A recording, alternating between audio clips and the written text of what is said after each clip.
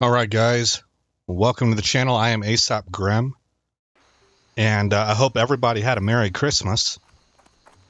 We're right here at Menethil Harbor, which coincidentally, when you fly into this place from Ironforge at nighttime, it looks absolutely amazing because all the torches are lit up.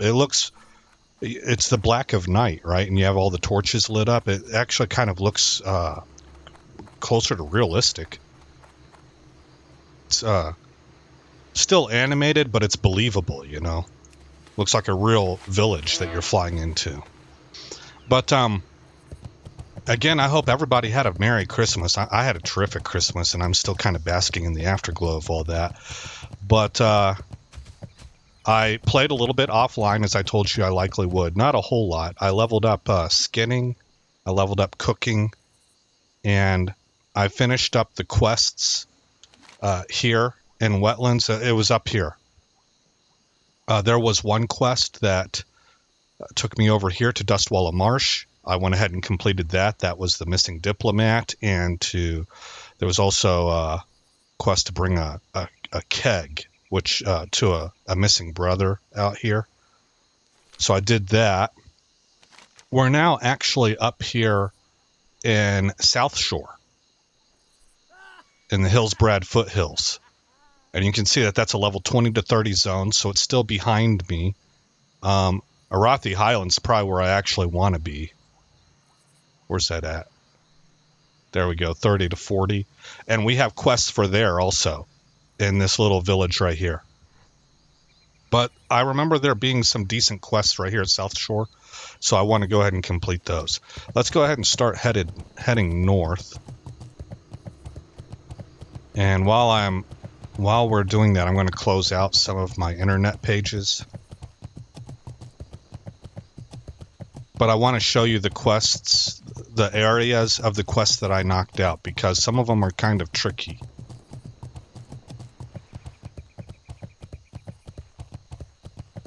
My hunter gained a level just yesterday. Actually, I was playing a little bit in the evening, and I gained level 34, so put a point into Bestial Discipline, so increases the focus regeneration of your pets by 50%. And my pet has yet to level, and I'm not sure if he's going to gain a point or not. It seems like not long ago we gained a point, and I think it's every 4 levels that these pets gain a point. Let's see, am I wearing anything new? I got this Jaina's Signet Ring. That was from the Missing Diplomat quest. So, you can see +3 strength, +7 stamina. And, the cloak is the same. I did get another cloak that was similar in stats, but this one that I had on was just a touch better, so I kept it. I don't think I've upgraded anything else really. I don't know. I can't really recall now. But the big thing that we're trying to keep track of is with Aspect of the Hawk up, I'm doing 33.7 DPS. That's kind of how I track my character progression when it comes to a DPS character like Hunter. So we'll be turning north here pretty soon. I'll show you those few quests. We'll travel through the Arathi Highlands into Hillsbrad Foothills. There's some nostalgic moments there, at least for me there was. I have memories of these zones. I had forgotten about them, so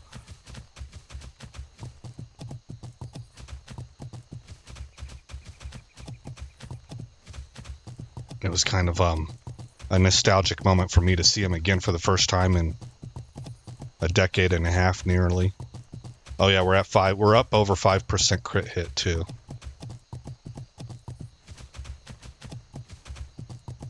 So things are progressing pretty well. I noticed that, hey Wasim, how's it going, man? Merry Christmas, bud. Hope you had a great one. I did. Have you changed your UI? Oh, thank you. That's the other thing that I was wanting to mention. I have changed my UI a little bit. I'm still using weak auras. You can see that right here. And it's the same one. the one by Luxthos. But I went in and made some alterations to my bars here, where they're faded out, and my pet bar whenever I'm not in combat. And these bars are completely 100% visible when I'm out of combat, but whenever I go into combat, it reverses. So if I can find something to target. Here we go.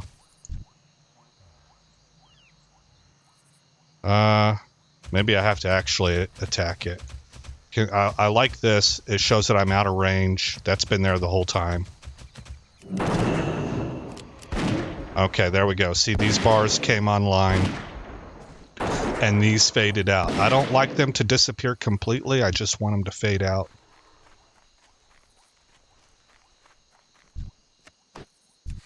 But you can see that as I continue to play the game, I'm kind of learning about what add-ons to use, how to manipulate them the way that I want to.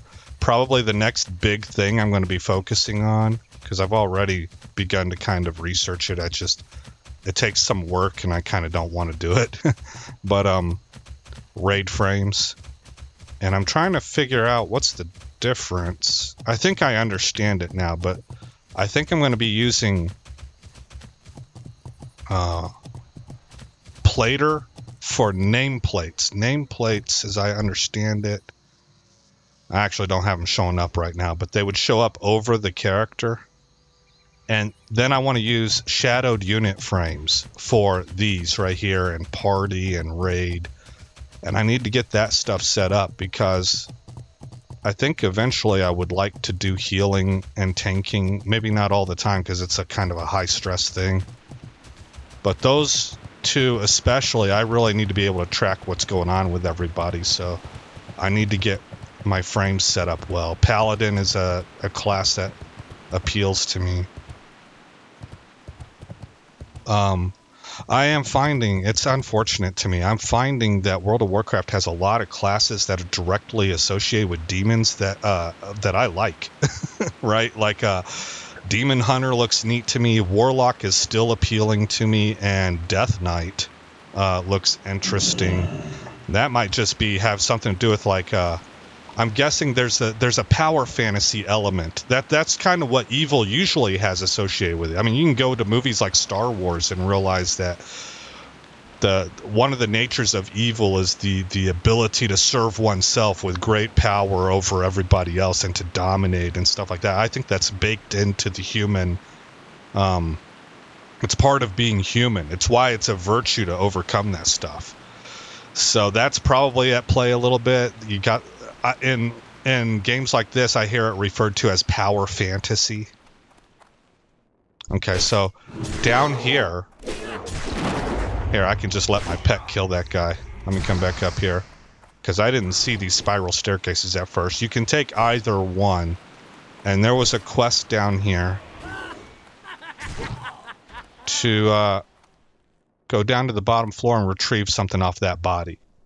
And you run into these dark iron guys as you do that.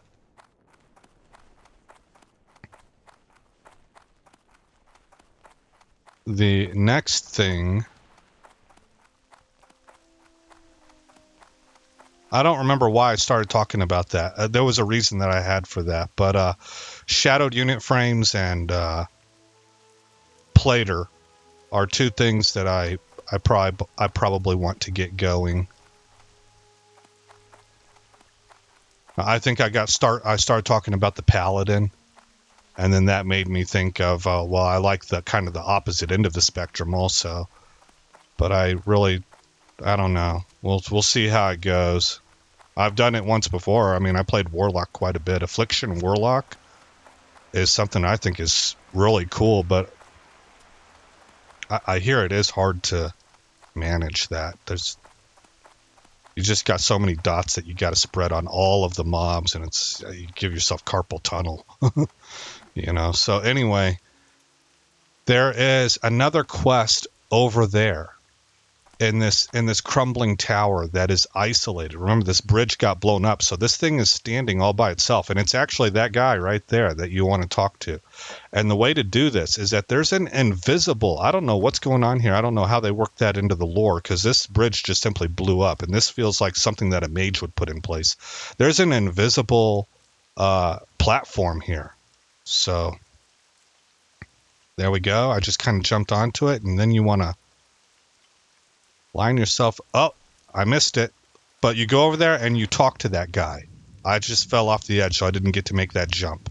But you can make that jump. You can go talk to that guy, and he wants you to deliver a keg. I don't think it was the one to Duskwall Marsh. I think it was to somewhere else. Oh, is it? No, I don't remember where it was. Oh, actually, yes, I do. I think it was Southshore. But then the final quest that there is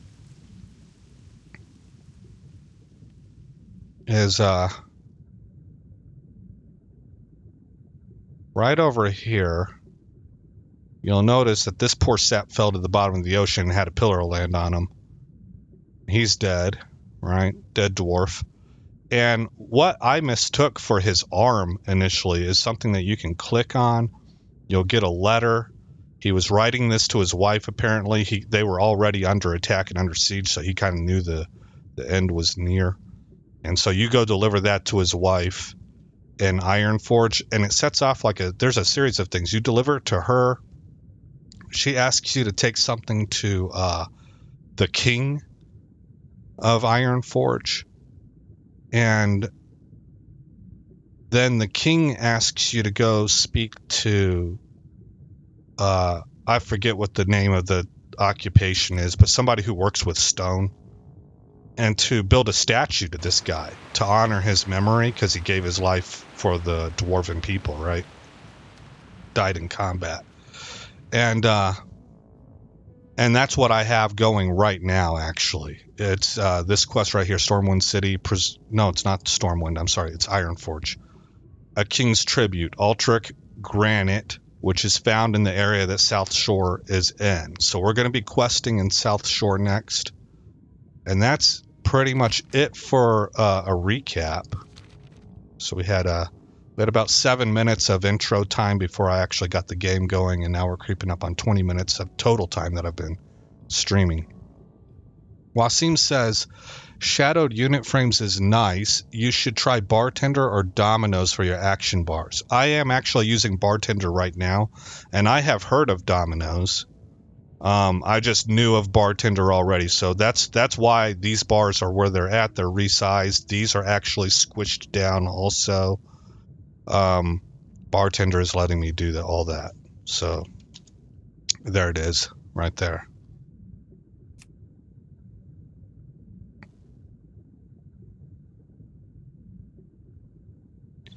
So that's a good tip. Everybody, that's like one of the most common add-ons used. So whenever you play World of Warcraft, there's like a set of kind of must-have add-ons, and usually something to mess with your action bars is one of the must-haves, and that's exactly what Wasim is pointing out.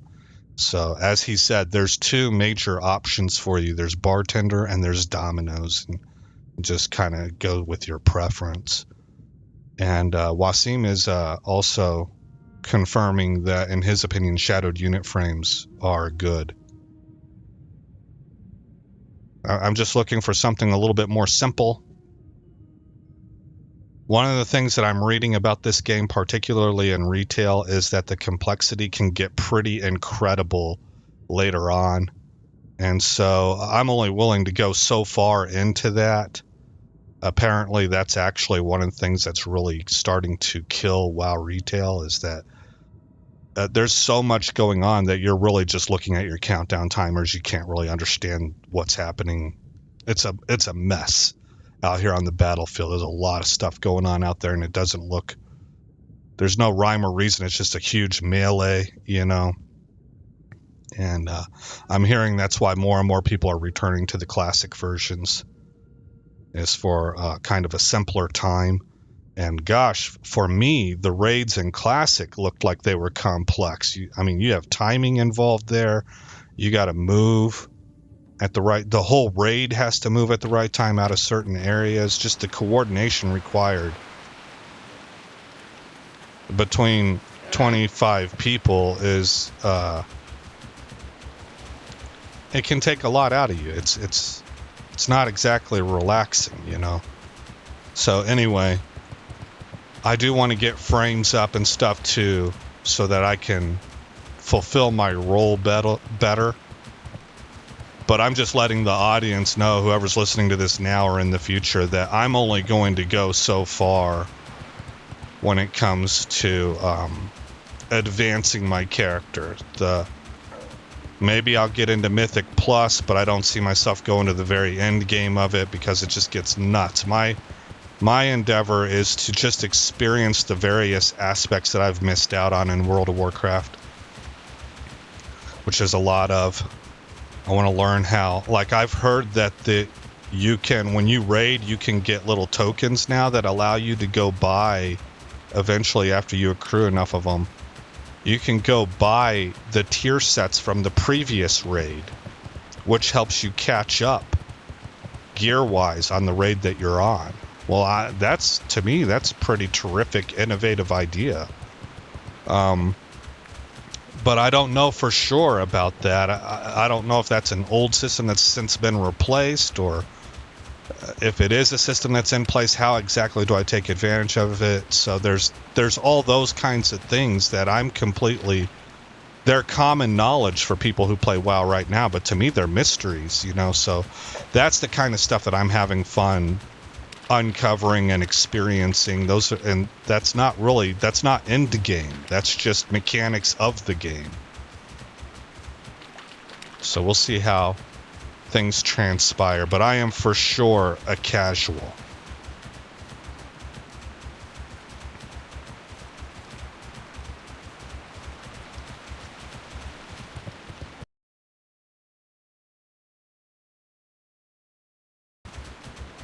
Okay, I just closed out some of my windows because I don't need them up. I found a new way to bring up chat for YouTube and Twitch, so now I have my 3 chat panels up, and that allows me to go ahead and monitor my Rumble video to see how smooth the stream is and what the delay is and stuff like that.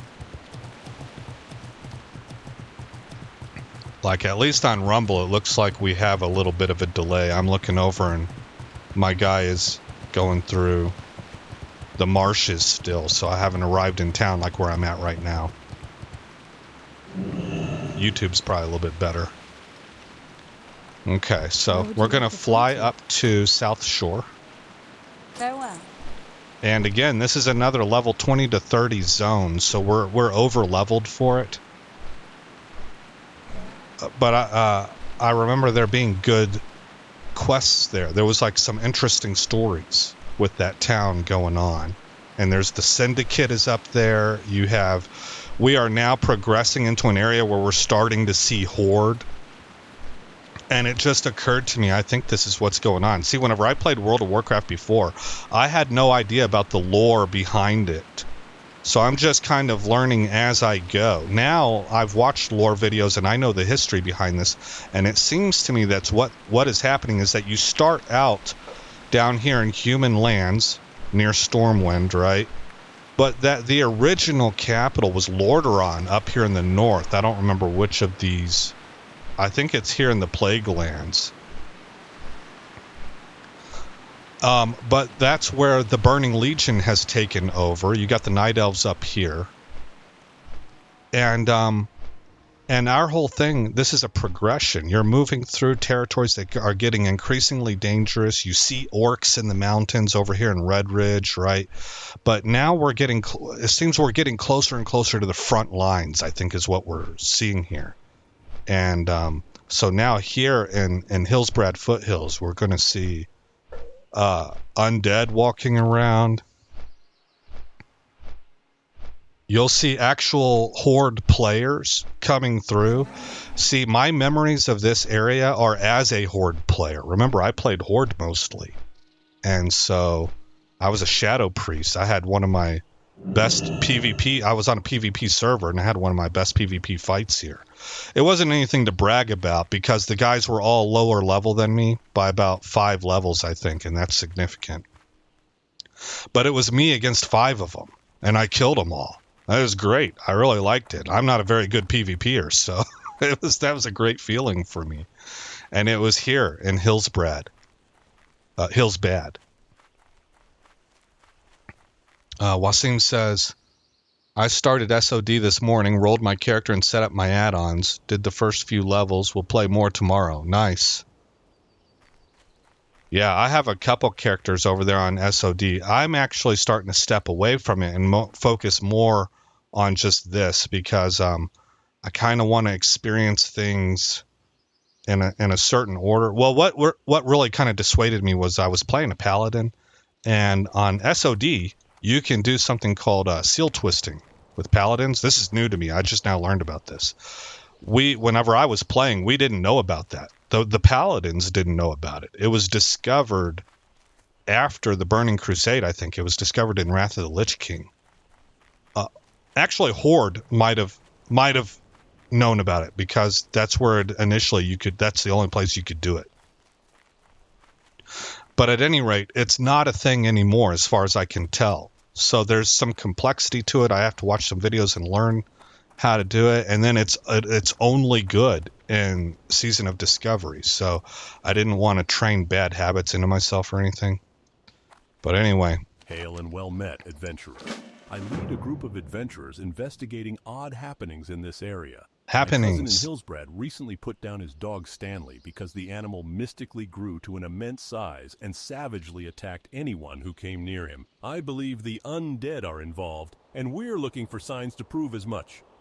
2 of my companions, Quay and Kinalori, headed to the Goshek farm in the Arathi Highlands and haven't checked in for days. Find them for me? I grow concerned. Okay, I forgot I told you that we were going to travel up on horseback and go through the Arathi Islands, and I flew here instead, so that's my bad. But I have my Hearthstone set to here already. I want to listen to all these quests because there's neat stories here. Here's a Draenei. May the light embrace you. Dionys Haka. Oh, they didn't have it for him. It's this one. If there's one great truth about Hillsbrad, it's that the region is destined to live under the shadow of war. Even something as innocuous as a cartload of stone is a target. Normally, the loss of building materials is no great setback, but the most recent shipment from the Azurlode mine contained a crate of rare crystals I was eager to study. Forsaken raiders intercepted the cart and drove it northeast to a tower they're attempting to rebuild. It's imperative that we retrieve those crystals, Hunter. Okay. Who else has a quest to offer us? This guy does. Lieutenant Farron Orinell. Transferred from the Stormwind City Guard to Southshore, a town that should be abandoned by the looks of it. Smell of the harbor day and night. Not to mention old Redpath wants me to take care of they murlocs. Ha! I can barely rouse myself to go out to some of the pockets of the overgrown fish down the western strand. If you would go in my place and take care of them, I'd appreciate it. Okay, so that's a basic kind of quest there. I think we have somebody upstairs or downstairs. I'm not sure which. This is the dude that you deliver that keg to from the guy that you have to cross the magic invisible platform for. Oh, hear it. I didn't see that. There's one thing you'll learn about Southshore, it's that we have some of the best cuisine north of Stormwind. Take my secret recipe for turtle bisque, for example. I've known folks to travel from as far as Darkshire just to enjoy a bowl. Speaking of which, I haven't been able to make any lately. I used to head up past Dalaran to Lake Lordamere myself to hunt snapjaws, but it's just too dangerous now. If you bring me some turtle meat from the snapjaws up north and soothing spices, I'll whip some up. See you later. All right. So people talk about vanilla World of Warcraft didn't really have storylines. I don't know if I agree with that. What it is that you're somebody thrown into the fray. You're a civilian, And you're coming across these towns where everybody's got these stories and they're having difficulty because of the war happening all around you. And so as a hero class, you're helping them solve their problems. And it's about taking care of the civilian population in a lot of instances.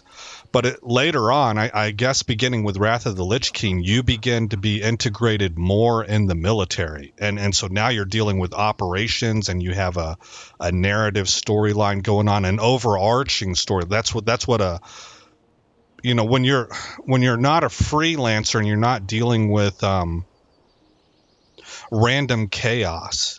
If you're instead part of a military with a battle plan and a campaign going on, by nature, there's going to be a more, I guess, congruous storyline happening, and you feel part of a bigger picture. And I think that's the difference people are noticing.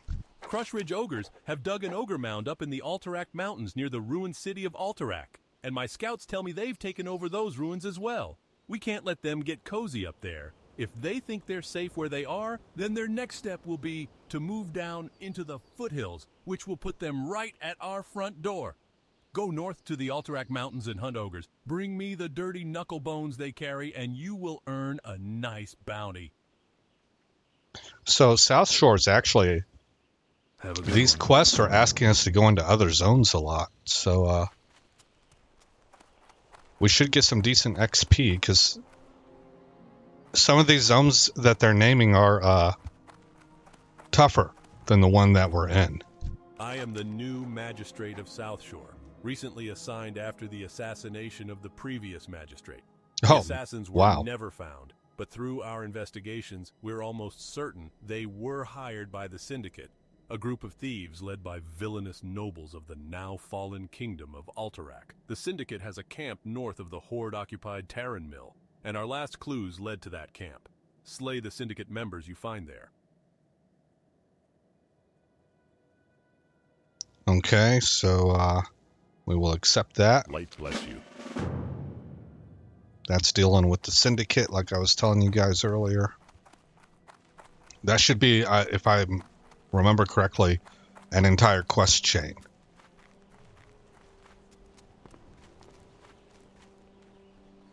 Okay, here. Whenever I see an exclamation point like this and there's nobody around, it's normally a patrolling guard. And it's not this guy. So he'll be off this direction if I'm right. Maybe it's this guy here. Well, I don't see a...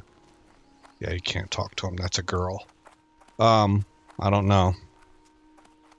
I, the great Bartolo, shall make for you the world-famous, alliance-renowned Yeti fur cloak. Travel the planet and find yourself a better cloak, I dare you. Oh, wait, what is that, little person? Bartolo, there is no finer cloak. Yes, that I have heard before. Bartolo requires a bolt of wool, a hillman's cloak made by a skilled leather worker, fine thread, and Yeti fur, of course. Bring to me these items, and you shall be a happy customer.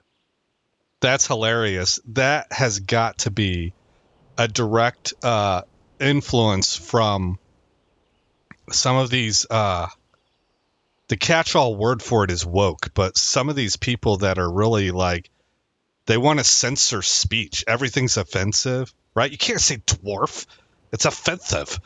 Okay. So when this dude made this is a recent add-on, when he did his voiceover, he put in the word person here. They called it little person instead of little dwarf, because little dwarf is like, some of these goofballs, it's considered like a slur, right? Okay. These people are always offended, man. Everything out there is offensive to them, and you bend over backwards and find a new way of saying something, and that's not enough. They'll find something new. They'll find something directly with what you apologized about that still makes it offensive. Ain't nothing that irks me more than losing these here beautiful horses. And believe me, we've lost quite a few between them pesky undead creeps, the dang Syndicate gang, and all the other good-for-nothing scoundrels poking about these parts. But I swear on my old granddaddy's grave there ain't no bigger menace to our horses here than them mountain lions up in Alterac, always coming down from the hills and making my life difficult. You fancy yourself a hero? Go and do something about it then. Safe travels. I like how they put in the country accent for this guy. Or like the way of speech. The voiceover didn't replicate the country accent, but the way of speech.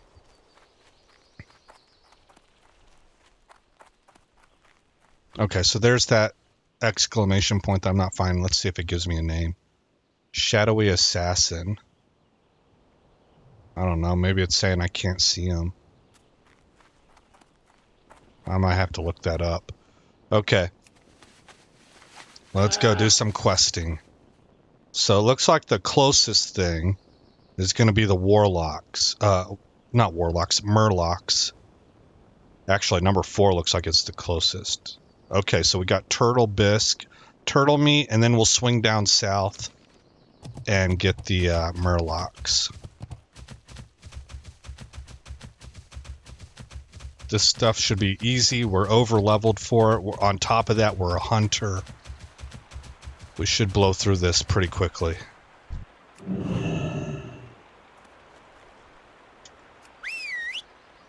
Where's my guy at? There. Attack him. There we go.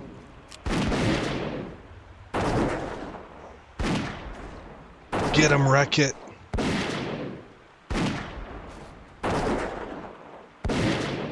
Wasim, I hope you enjoy that adventure and Season of Discovery. You're getting in at a good time. The thing just popped off not long ago. And that looks like a genius way of bringing kind of a fresh take on the vanilla version. It's nifty. It's really neat. The runes really do a lot to change things. You get to experience all the low-level content because people are stuck at their level caps for quite a while.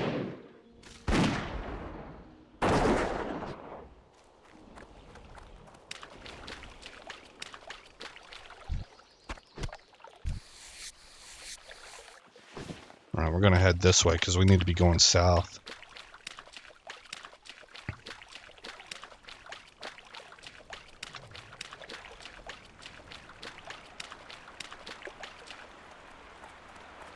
Mountain Lion, we need those guys also.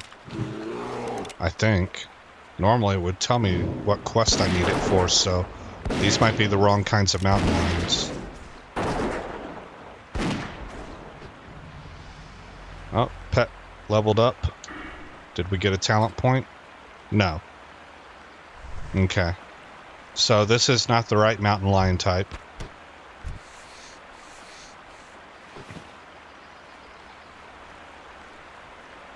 Okay. Well, I see Naga.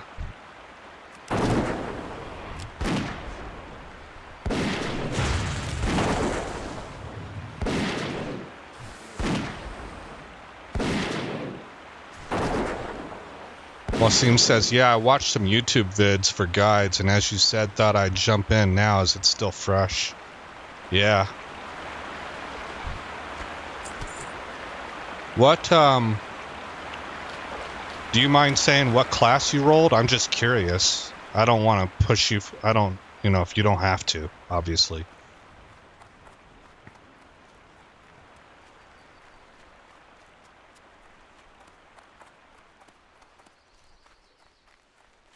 I think our Murlocs are going to be over this way.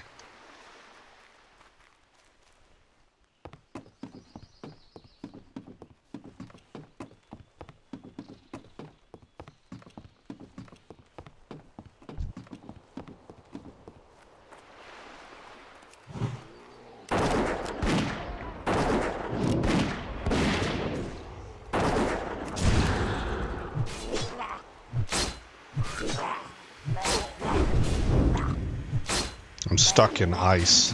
There we go.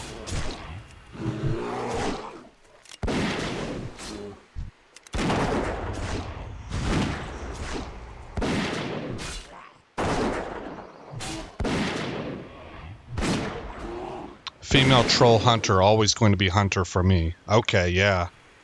And you get that haste from the troll. the troll racial.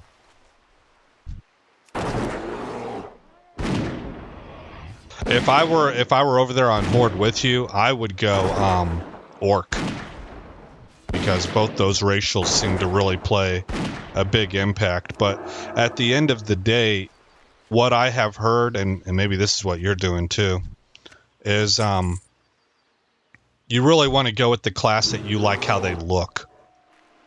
The racials are going to have minimal impact. This is all stuff you know, Wasim, because you used to play the game, right? They have minimal impact at the end of the day, and it only begins to matter when you're at the very, very bleeding edge of in-game content, where 1% difference is going to be make or break. And that's not most of us. So other than that, you don't want a character that you find to be ugly.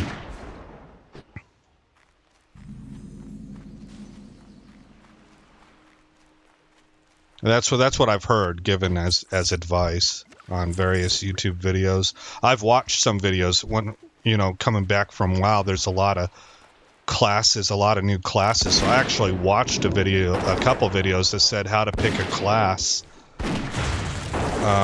just to find out what they had to say. And that was one of the things that they mentioned.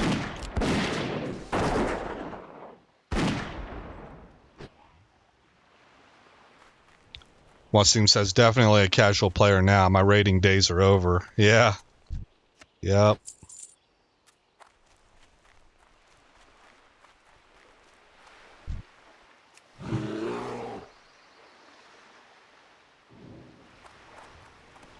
I forget, Wasim, what version of World of Warcraft did you quit on? What expansion?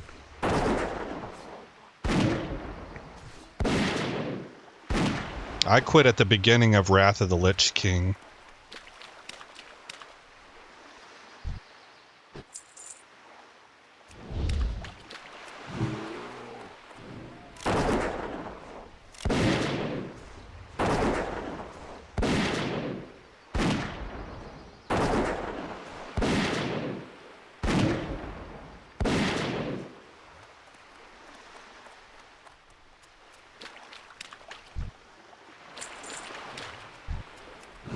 We're gonna get a group right here. Ooh, that's... Okay, I got lucky there. We're over-leveled enough that these guys really don't want to mess with us unless they have to. That's what's going on.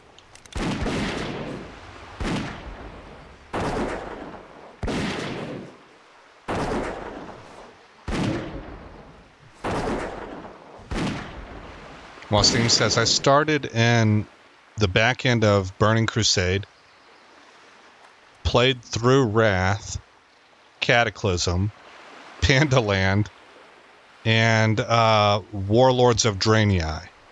That's when the game totally fell apart for me. Yeah.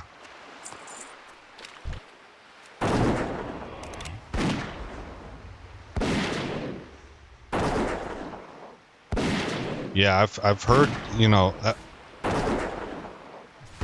people have kind of like, it's the same story. It just depends on where the breaking point was.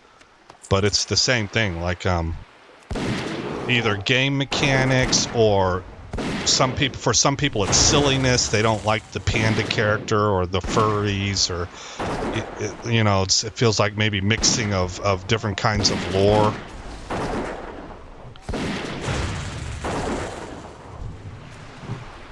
That's how I would feel. Like the Worgen with the werewolf, I don't really think they fit in a lore built around magecraft and paladins and orcs. That's a different fantasy land where you would have like vampires and more of a Hansel and Gretel kind of fable taking place here on Earth kind of thing. To me, it doesn't really fit in with Warcraft.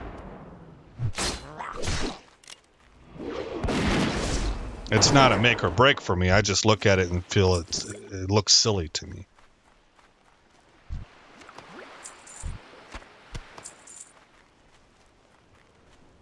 Let's loot this guy. Okay, how are we looking on that quest?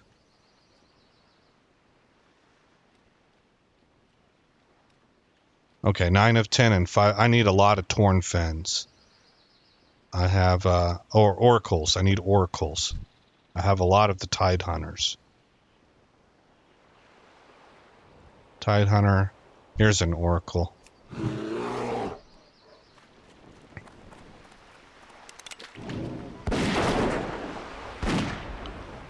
Starting off in this stream, Wasim had mentioned he hoped I had a Merry Christmas.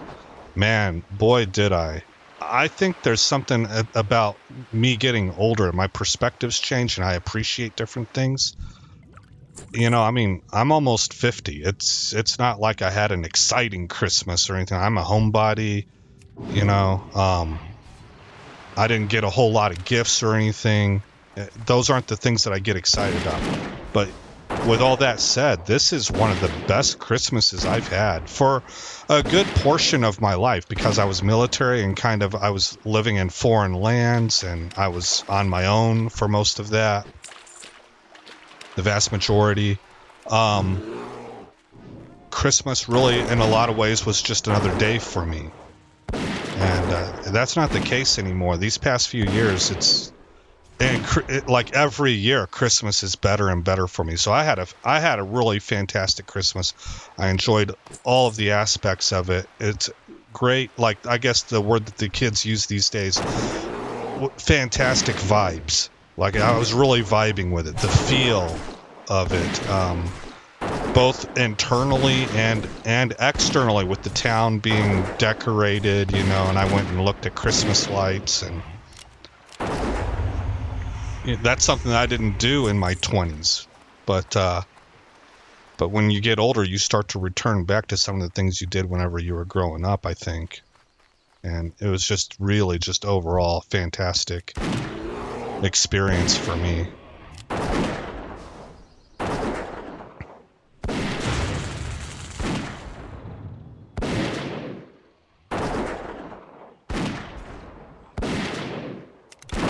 Yeah, it's a little late with the sting. All right, let's go ahead and switch over to Viper Sting. There we go. How are we looking now? Okay, I just need the oracles.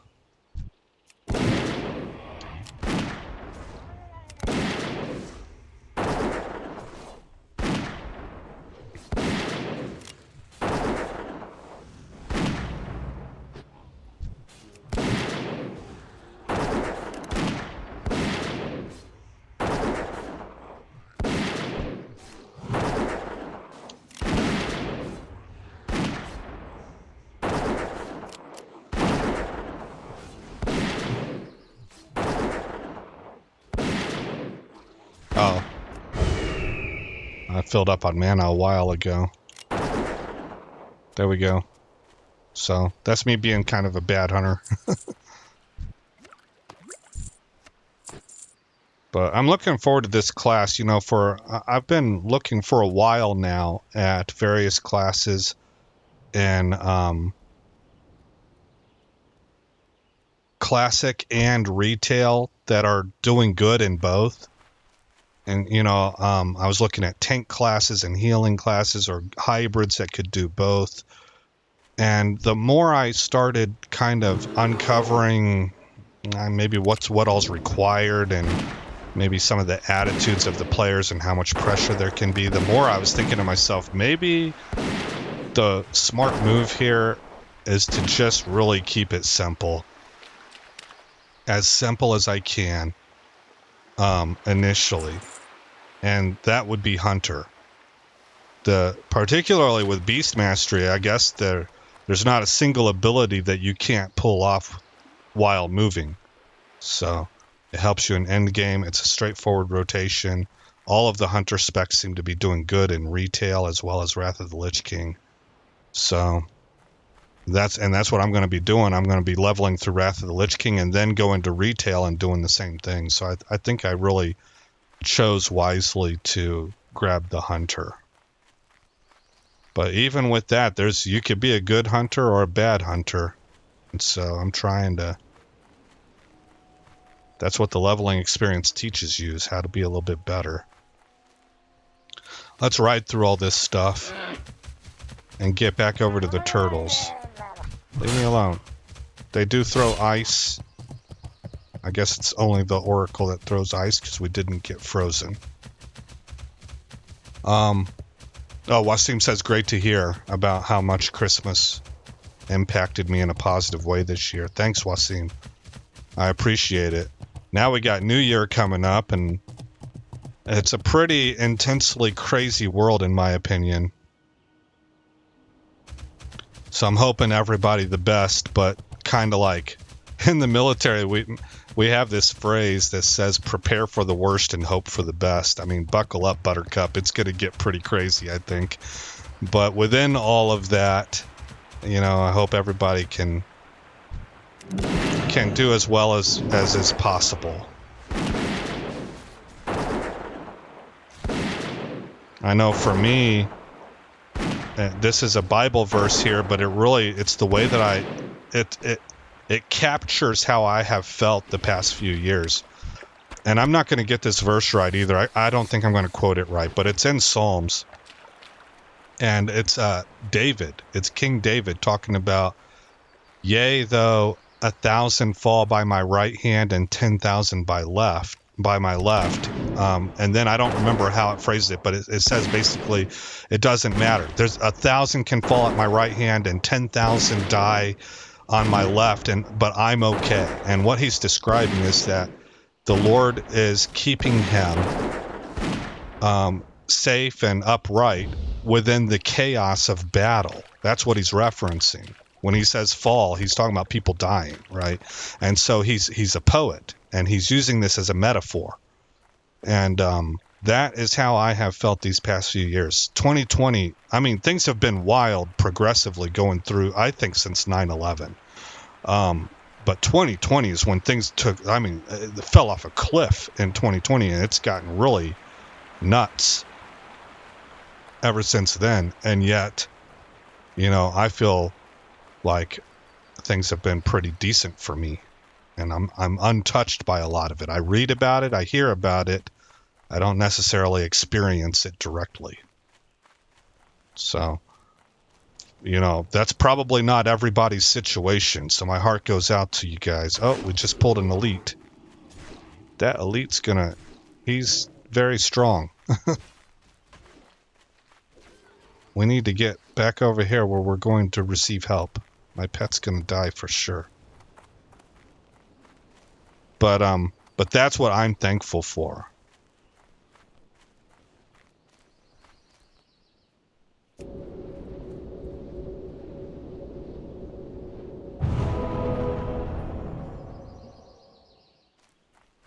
Okay, let's oh, is my pet going back? No, come back.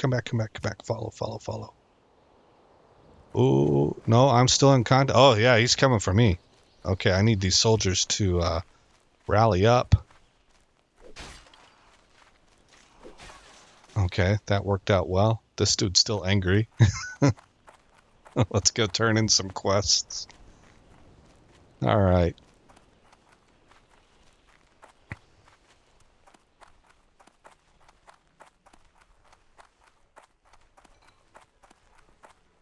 I hope this will be enough to convince Redpath that I've been carrying out his orders and ridding Southshore of the terrible and horrible menace of the dreaded Murlocs, for there could be no greater evil than the ravages of overgrown fish.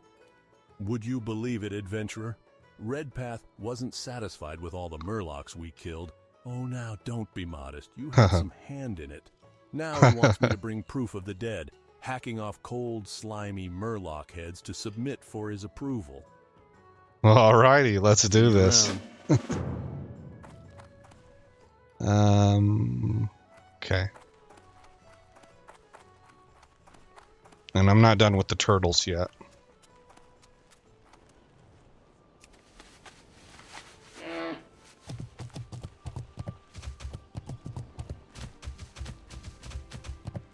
So one of the things that I think of as analogous to describe kind of a little bit of what the world's going through right now is, well, for one, gosh, what's it called? I just blanked on the name.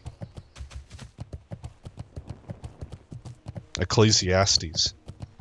The book of Ecclesiastes says there's nothing new under the sun. What has been is what will be, and what will be is what has been before. You know, something to that effect. So you may get a different flavor because technology changes, but it's basically the same struggle between good and evil. It's the same stories, the same tragic stories kind of over and over again. That's the clash between, I guess, the good side of humanity and the bad side. But if you look at the Age of Enlightenment, that was what I call a tectonic shift in culture, where in that instance you were dealing with a philosophical shift in culture. People began to think differently. And one of the things that was causing the problem is that there were a lot of questions that science was allowing us at the time to bring to the table that worked against narratives that the church had held for centuries. Well, doesn't mean that God was wrong. It means that the church had something wrong. We didn't have a way of understanding some things that once the microscope was developed and we started to see cells and stuff, it caused us to question some of the explanations that people had come up with that the Bible doesn't really give you directly, right? And priests were not in a position that they were kind of like caught by surprise. They didn't have any answers. And they tried to give answers, but they were inadequate. Or they were flat out disproven, right? And so the result and then you add into that the corruption that was happening within the church. And the result was that people lost faith in the existing institutions. Turtles, that's what I'm looking for. Okay. The existing institutions, and that wasn't just the church, but we're talking about medieval Europe. The Age of Enlightenment, that's where it was primarily experienced. And medieval Europe was built around the monarchy, the clergy, and the mercantile, or not the mercantile, the knight class, the aristocracy. So you had your military class, you had your priest class, and you had your ruler class. And that's how all of society was set up. Well, they were losing faith in all three. You had the rise of the mercantile class, and they were becoming actually more wealthy than the aristocracy, and the aristocracy was really trying to cling on to its blood rights are rights. You know, I'm better than you because of the bloodlines that I have flowing in me. And that was an archaic way of thinking. And the evidence in the real world was beginning to point that that's not correct, because there were people that were coming into the mercantile class able to create their own wealth with their own talent and smarts, and they were showing that no, we not only are we equal, we can exceed you. You know, and then the monarchy was losing faith. So all of that is what led to the French Revolution. Loss of faith in institutions. So it's a huge shift in cultural thinking, and there's going to be wars fought over that because people stand to gain or lose, right? Well, then the second part, so that was the introduction of the Age of Enlightenment. But the Age of Enlightenment, if you read about it, it went absolutely off the rails, man. I remember in France reading about you had the Jacobis, and they were guillotining everybody. They took a French prostitute and marched her down to the cathedral in the middle of town and crowned her the goddess of nature or something. They wanted to reinvent the calendar. It got really culty. Right. And furthermore, the ideology behind it was that if you can't prove it through the scientific means, so like the five senses, I guess, then it can't be trusted. Well, just like maybe the clergy had it. There was no balance with the clergy at the beginning of the Age of Enlightenment. The Age of Enlightenment also ended up being equally unbalanced in the other direction, and that's where you had the Age of Romance. And the Romantic era was a backlash against this idea that feelings and emotions are not a viable part of truth or the human experience. So once again, you have a backlash in culture between how different people think, and it created wars, arguments, and clashes, and again, you have entire. I would imagine you have entire ways and means, livelihoods built up around the old way of thinking, and this new way of thinking was challenging that, which in turn challenges their ability to thrive and make money and live high on the hog, right? Those are the domino effects, the practical effects, and how people end up being at war with each other, not over what the truth is, but over what is going to, I guess, better their lives. Truth kind of gets lost. There's an old phrase that when it comes to war, truth is the first casualty. Because you find out that people are not actually fighting for truth. They're fighting for their own vested interests, right? And I think we're experiencing something like that right now. We have a clash of ideologies. And people are trying to find out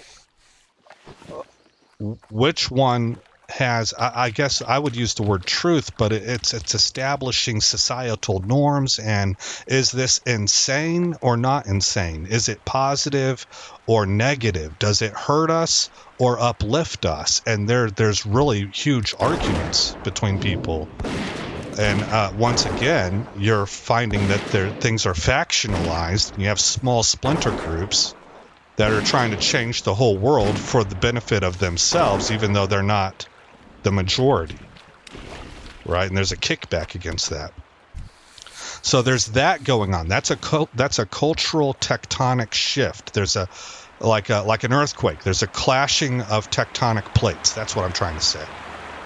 Then mixed in with that, you have something that's kind of similar to the Industrial Revolution, where you have an explosion in technology. And once again, if you go back and you read about the Industrial Revolution, what you're finding is that farmers that are my age right now and have built their whole life and been successful are finding that their entire industry is becoming irrelevant. And suddenly they go from being well off to possibly having no futures, no prospects, and they're too old to really change. It's going to be a hard shift for them, so they're fighting against it. Things like the mill, what do you call it? The wool, the thing that made fabrics. I can't think of what it's called. Maybe it's called a woolery. That replaced entire industries. Murloc heads. Okay, so any Murloc. So we tend to look back at the age of industrialization, and we look at all the advancements that man made, and it's really cool. We typically have a positive, wow, look at, we really leaped forward as a species. But when you look at the cultural side of it and societies and how it affected people, it was not all sunshine and butterflies. It was a lot of tragedy, a lot of upheaval, a lot of clashing of wills, blood, tears, and sweat spilled in this. It was really difficult for everybody involved from that perspective. And so what I think is that we're experiencing variations of both of those two ends of the Age of Enlightenment that I was talking about and the Industrial Revolution at the same time, simultaneously. And I think that's why things are so helter-skelter right now. But anyway, that's just my perspective. I'm not saying that I have, that I'm seeing it right. I'm putting it on the table for people to just kind of consider. I think this stuff is fascinating to watch.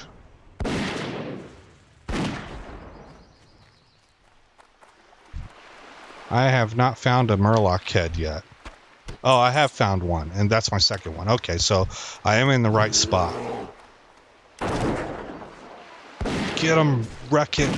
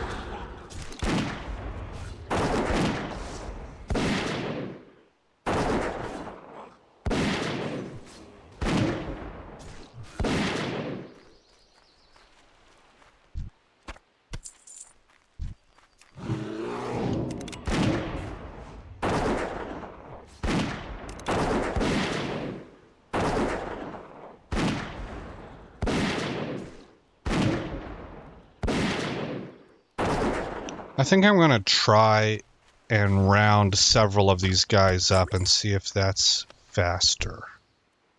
So I want to actually use my attack button here, because I don't want to shoot at these guys until Wreck-It has established aggro.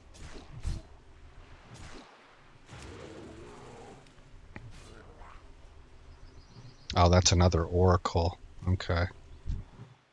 Now, come back this way.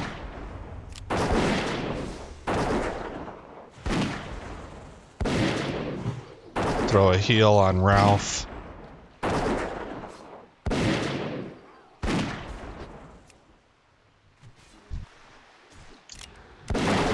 Multi-shot. Let's get the melee first. Throw another heal onto Wreck-It.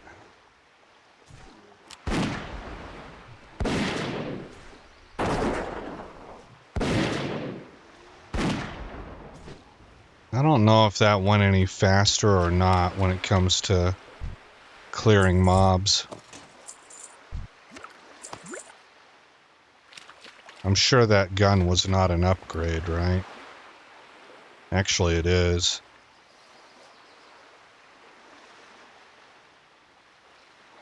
Even though it's a gray. Well, we're gonna go ahead and equip that then. Let me make sure.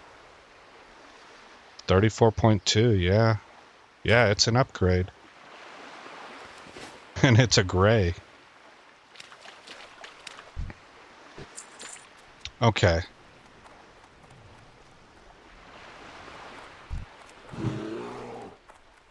We're at what, 5 of 10?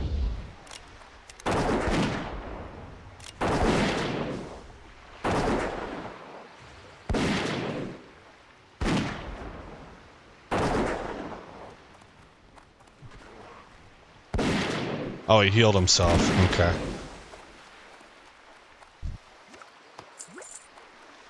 Here we go. This is what I'm looking for. Okay, let's attack. Then attack this guy here. Then attack that guy. And then finally come back to the spellcaster.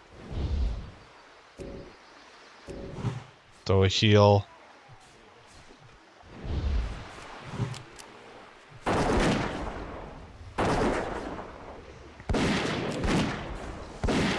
I'm actually low on mana.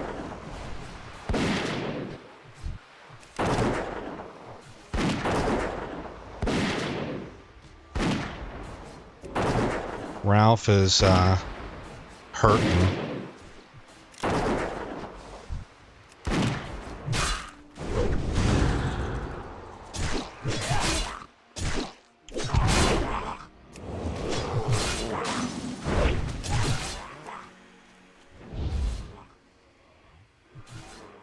Heal. Oh, I'm out of mana. Okay, we're gonna have to feign death probably.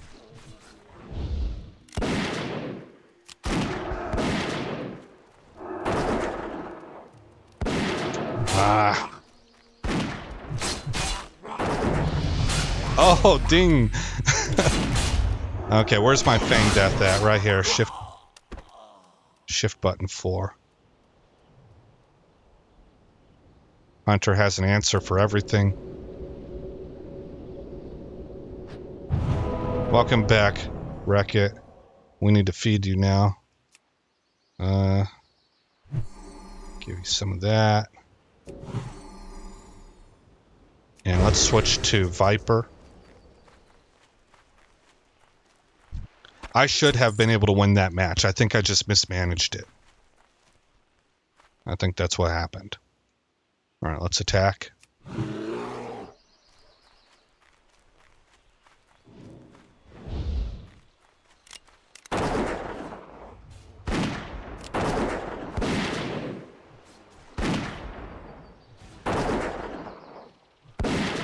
Back over to Hawk.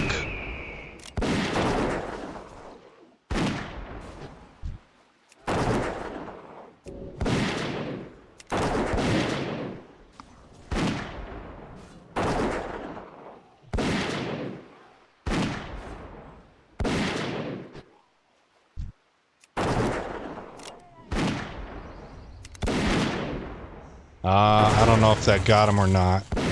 The arcane shot, it looked like it missed. I think the numbers I saw pop up there came from Ralph and my auto shot.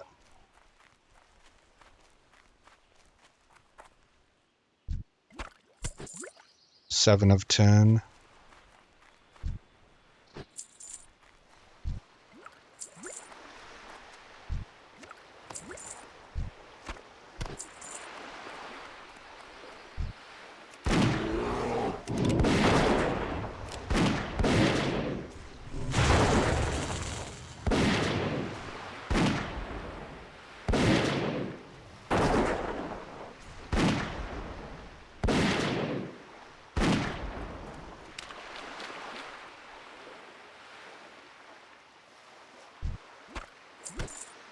I think my dwarf is looking terrific, man.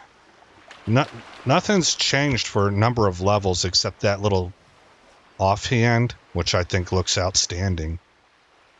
But boy, he looks good.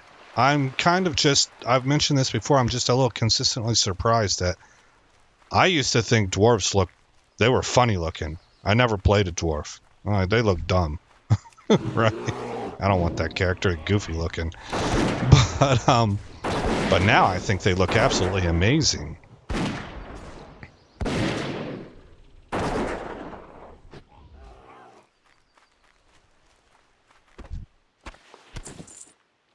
Another Murloc head.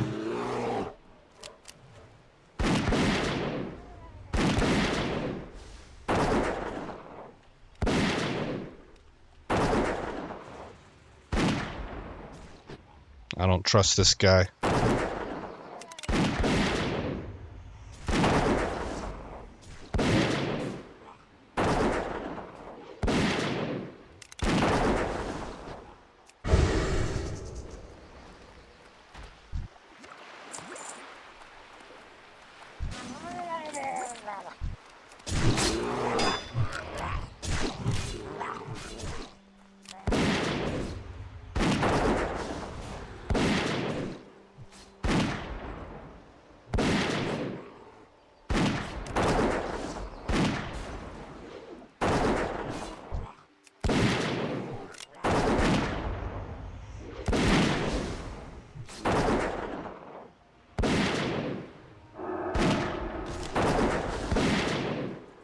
Man, even with Viper up, we still, when we crit, we're still hitting pretty decently.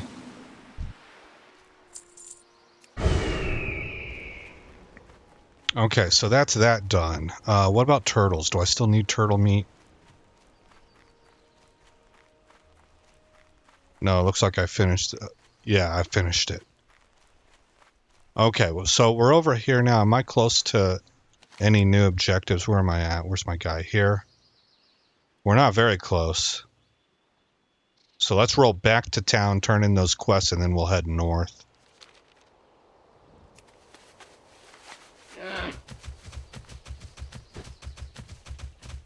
What time is it? Local time, 12:49. Okay, we got company coming over, so I'll have to drop stream eventually, and I'm guessing because I haven't played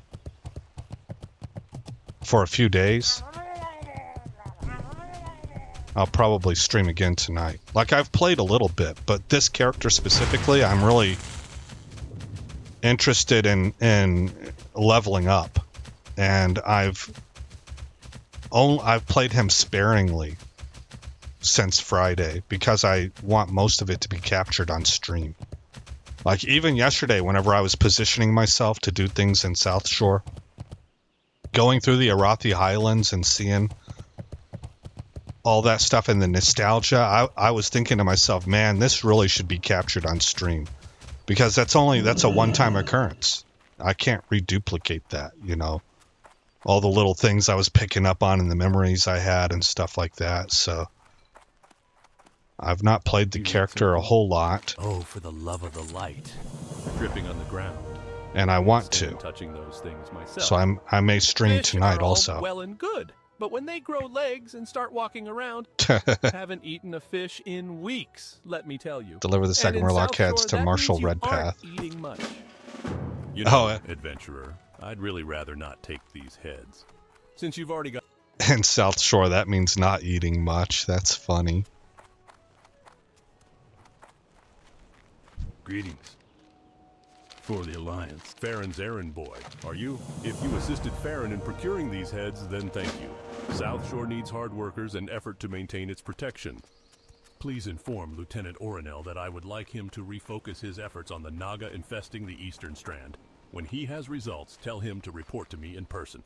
Oh, my bad. There's more here inside the inn. Okay, this guy back here, that's one of them. The Naga, huh? Redpath must have just received the same information as me. Ha! He'll not receive a promotion from my toil. Let me explain. My former mentor in the Stormwind City Guard sent a message to me that Alliance High Command is becoming concerned with the threat posed by the Naga. From what he's heard, there's good chances for promotion, or at least reassignment, for anyone who proves valuable in this regard. There's just one small problem. I can't handle the Naga, adventurer. Oh, sure, I could break up a drunken barroom brawl or haul off a belligerent beggar, but the Naga are too much for me. You've got to help me, adventurer. For the Alliance. All right.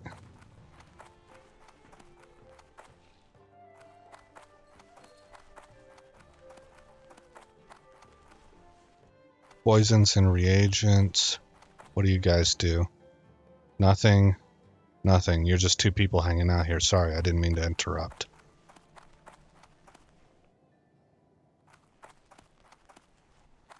Right next to this dude. Rally the Devout. Alright, I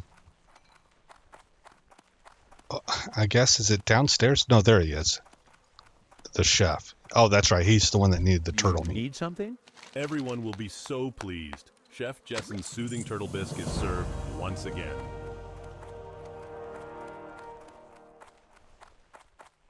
That actually sounds pretty good. Turtle bisque. Look at the paladin horse, man. I've always wanted one. I'm definitely going to level a paladin in one of these games. But for right now, I just want to stick to hunter. It's straightforward. And it's the best for accomplishing what it is I'm trying to do, which is go through the leveling process.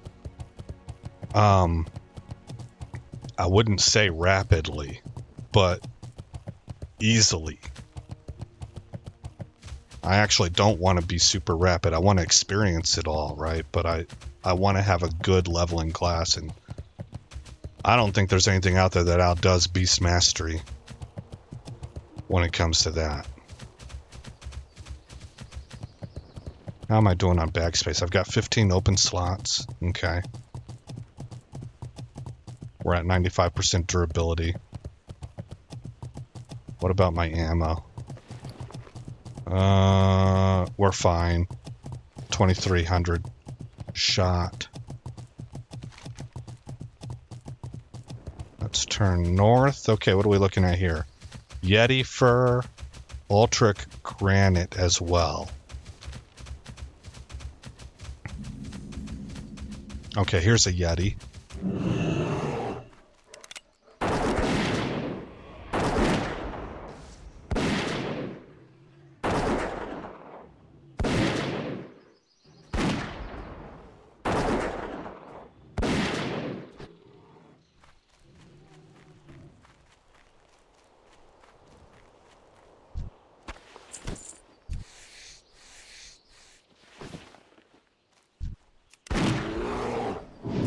You can see my skinning is at 220 now. I think 225 is as high as I can go. So we'll have to train up to the next level here pretty soon. But this really is just how I'm making money. I think this character ultimately would be mining and engineering.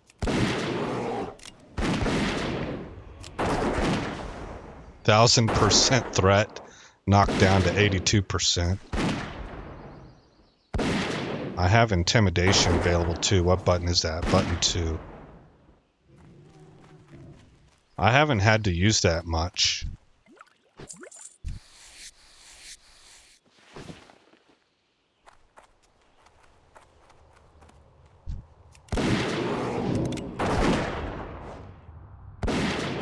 Oh, I missed him. There we go.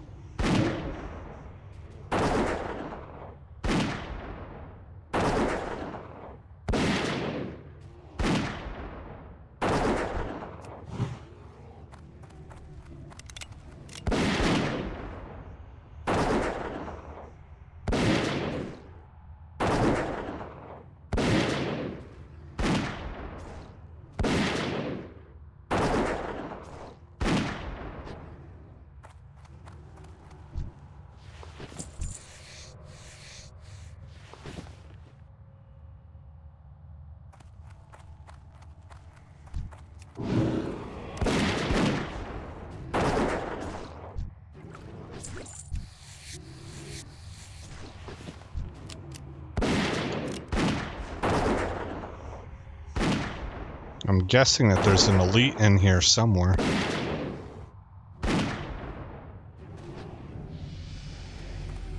Another level up. Oh, I also leveled up. Yeah, that's right. I forgot about that here. We'll put a second point into Bestial Discipline. So now increase focus regen of your pets by 100%.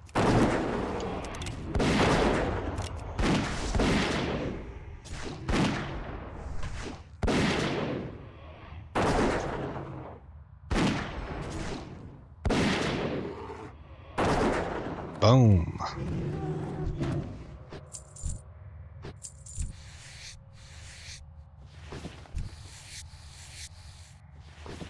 I was looking at WoW retail for damage dealers, and holy smokes, like every class of rogue is just hitting like a truck.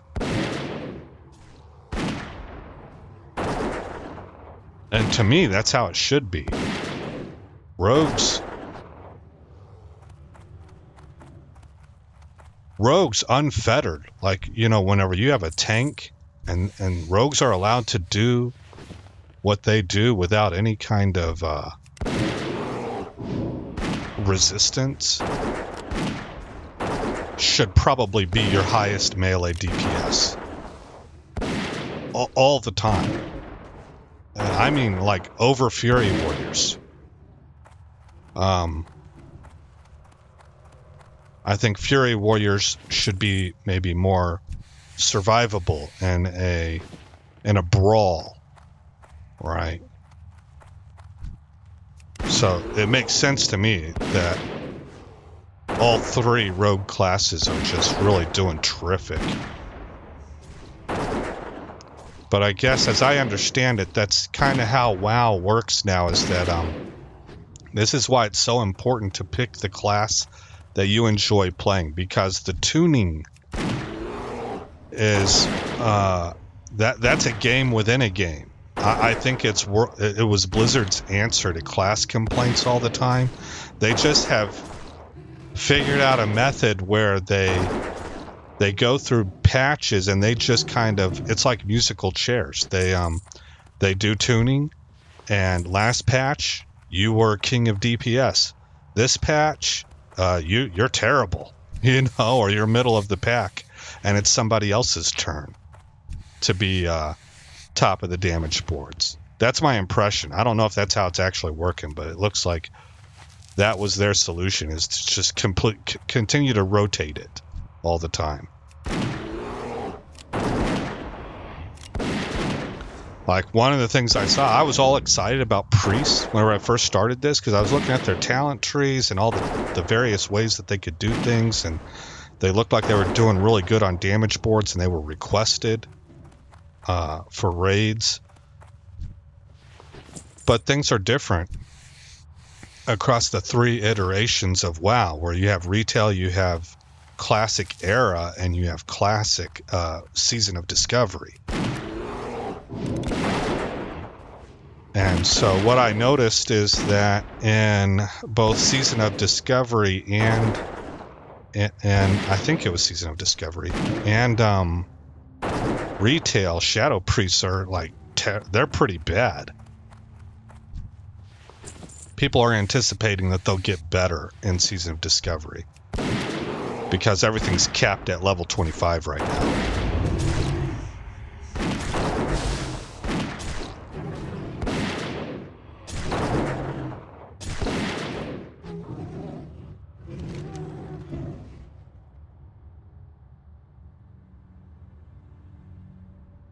Six of 10. Okay. How come I don't see that up here? Here it is. And where's my Altar Grant? 2 of 5. Okay.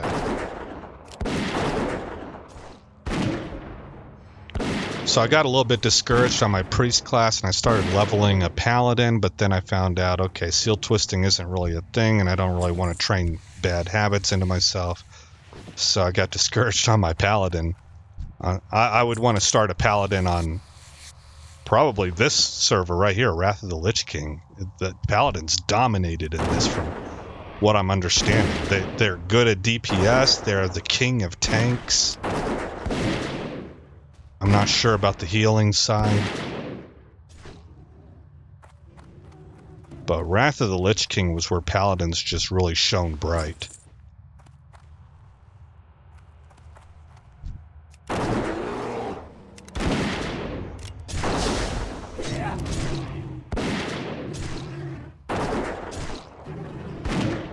I smacked that dude with my gat.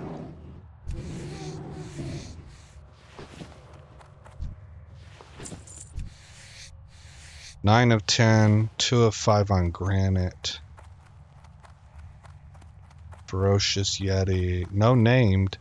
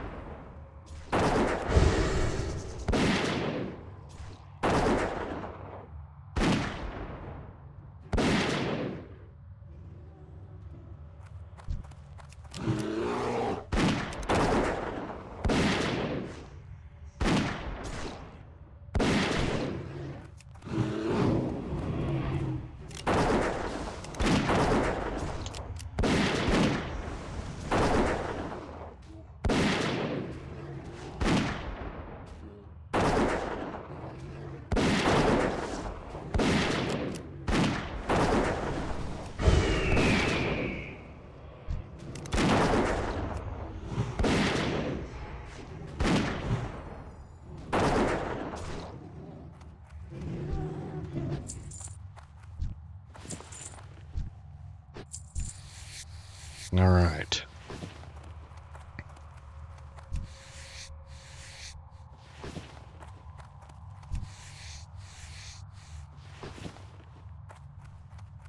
And I feel like the leveling experience here with this character has been pretty smooth.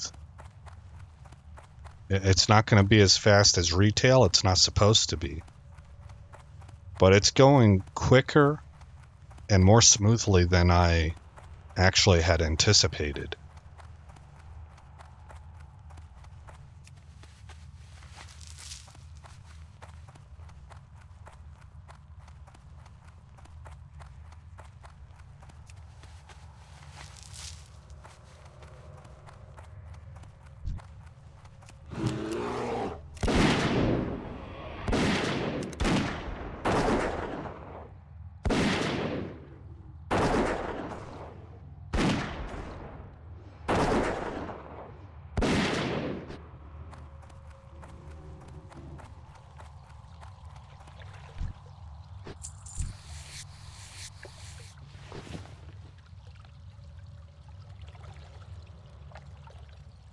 I remember this. I don't know if there's a quest for it or what. There's something you can do there that I think brings in an elite. So we'll just... I don't see a gear icon over this or anything, so we'll leave that be. And I'm just looking for my 5th Ultric Granite.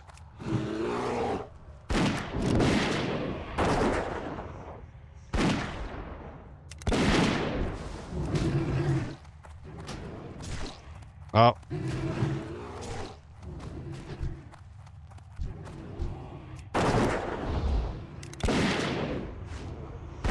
I noticed that I tend to bring up these menus on accident a lot, so I may have to play around with repositioning some of this stuff, but I'm guessing that the shadowed unit frames is going to be one of the things that helps there.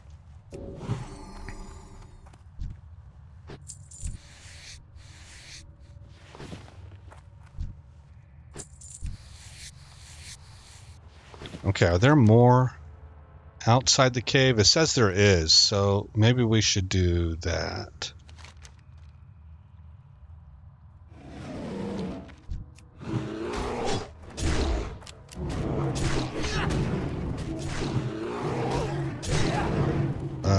Number 2 for intimidation.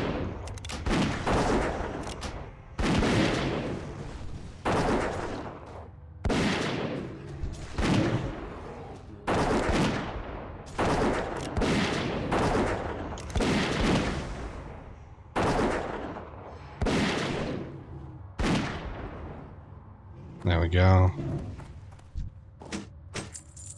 What did I just get? Scaled Shield of the Owl.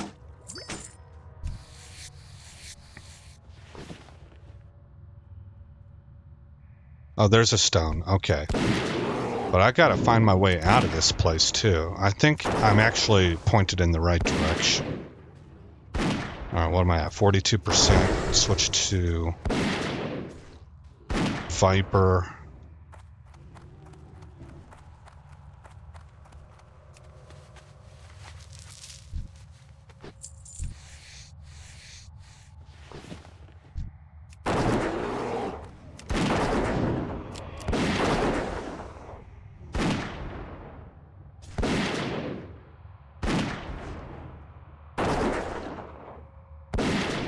I need to remember that this also stuns the target, so I can use that as an interrupt for casters and stuff like that.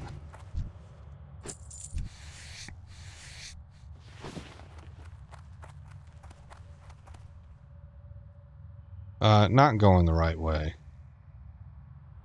Doggone it. How do I get out of here? Where's the, let me back out. I guess we do go this way.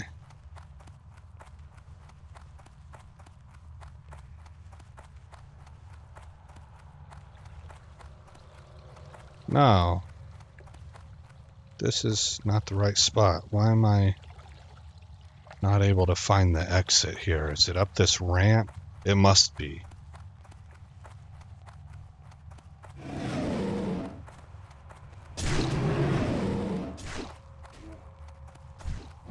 Yeah, okay.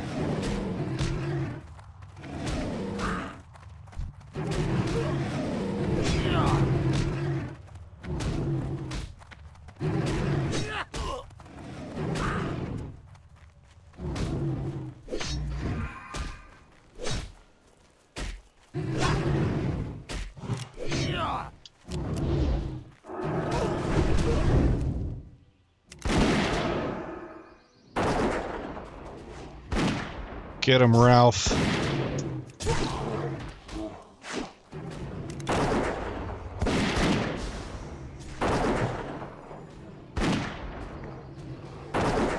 Wing clip plus disengage, man. I kind of really like that combo. And I have it on mouse wheel up, mouse wheel down.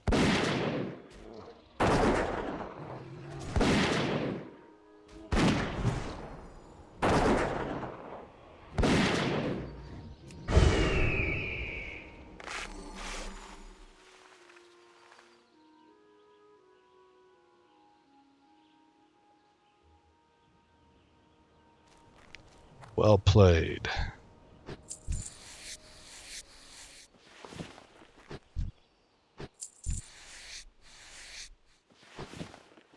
Okay, what's next? 8 mountain lions.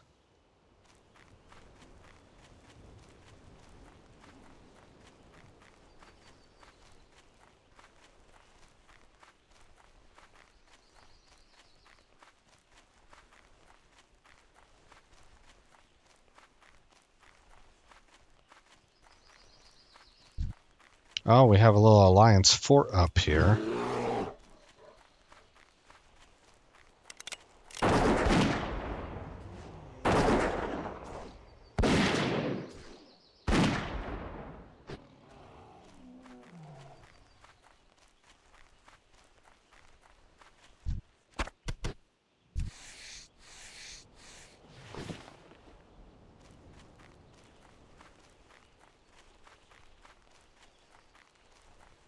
Well, it says I'm looking for mountain lions and hulking mountain lions.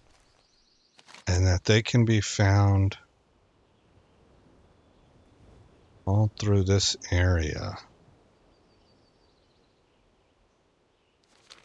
Maybe on the other side of this fort.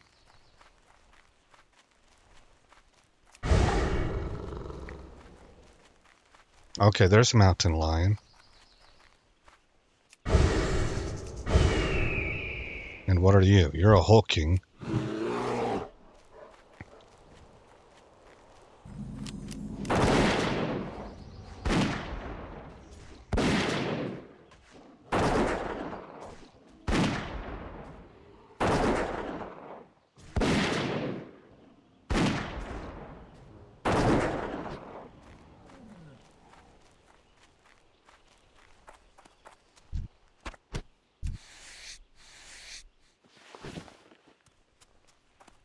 Starting to get heavy leather now.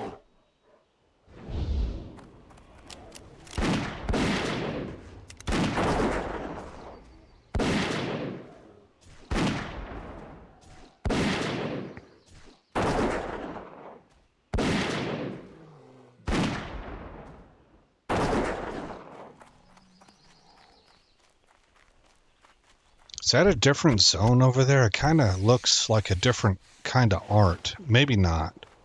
The trees are barren compared to these.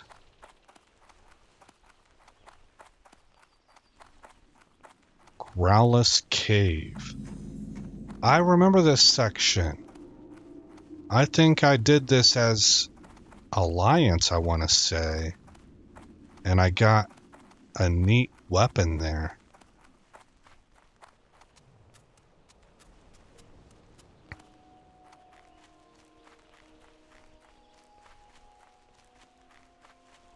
Because it seems like I was on my paladin for that.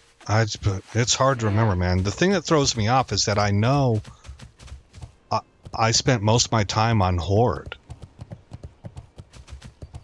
And I thought that I switched off of Alliance at level 30, so I don't know if I leveled other characters down the road on the Alliance side, or... You know, it's just... it confuses me. I have clashing... Not really clashing memories, but kind of maybe clashing timelines. And I'm not really able to figure everything out. Ah, Ultric Valley, what? This was my favorite battleground to play. Oh my gosh, the feels. Ah, yeah, absolutely, man. I was Horde.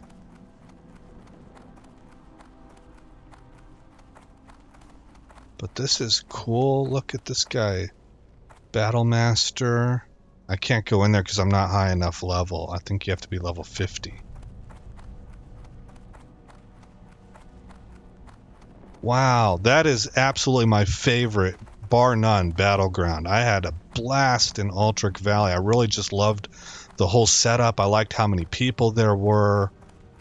It's more tenacity based than it is skill based, which works for me. I'm not a super skilled player. I'm not fast on the keys, you know, or even in the thinking. And no, practice makes perfect, but I'm an altaholic, so I bounce around from class to class to class. I don't really master anything.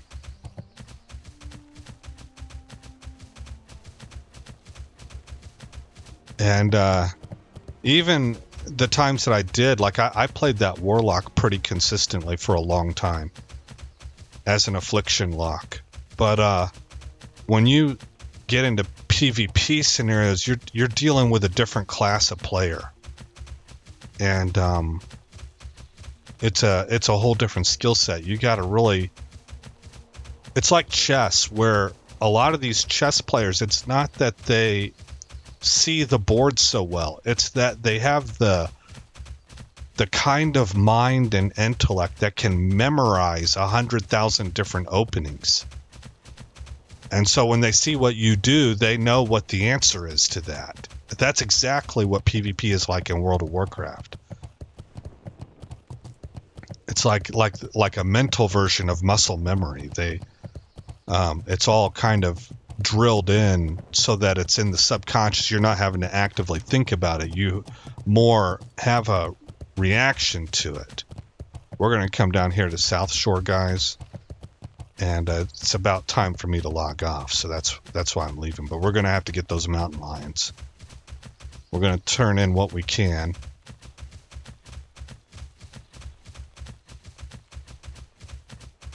So I was never very good at that. And the smaller scale the PvP, the more that is highlighted.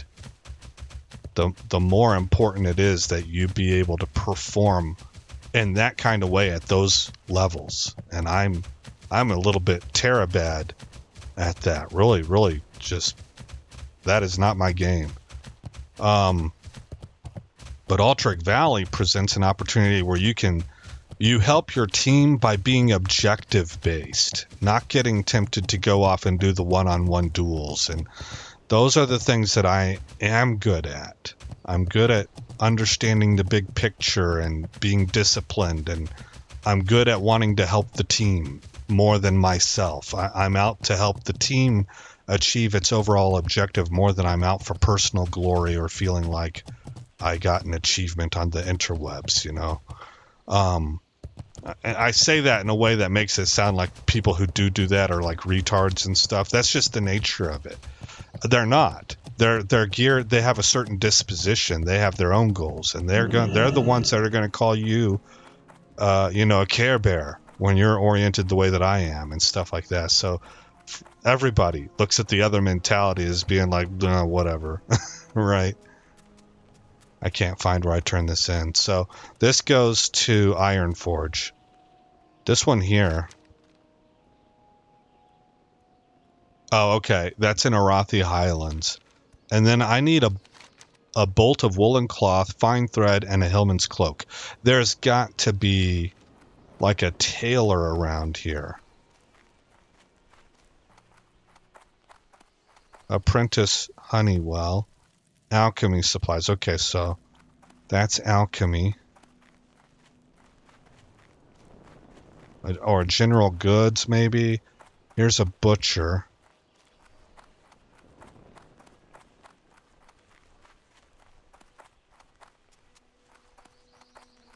Okay, here's the trade goods.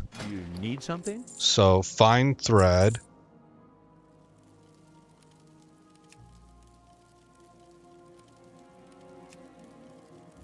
Oh man, he doesn't have a bolt of... I need a bolt of woolen thread. And I need a hillman's cloak. Is this actually made for a tailor? to do, I would have to go to the auction house.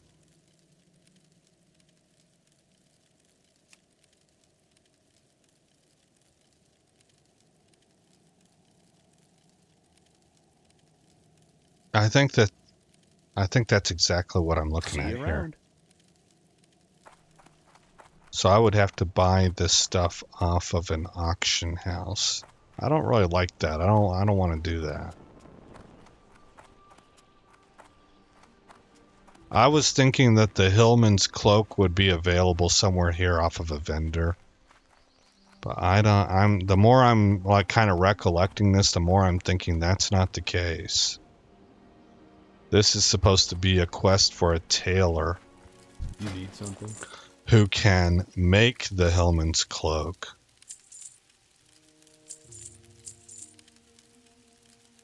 And make the bolt of wool.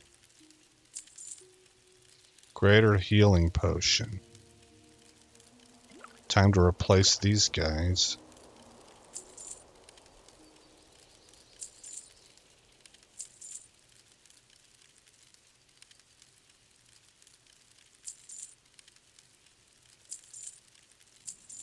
Oh, it sounds like company is here. Alright, I better hurry up. Get rid of that. I don't need this. I don't want to open the clams. This is all...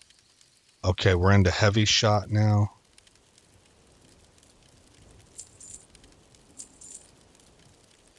Yeah.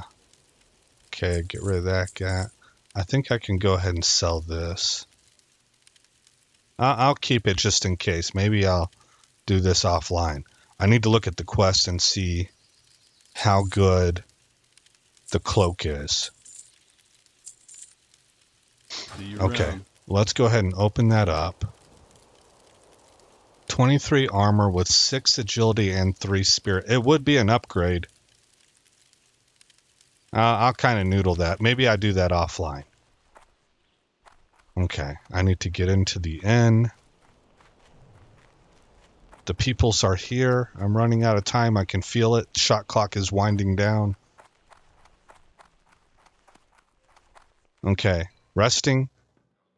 And this is where I go ahead and drop stream, guys. Thank you for dropping by. I hope everybody had a wonderful Merry Christmas.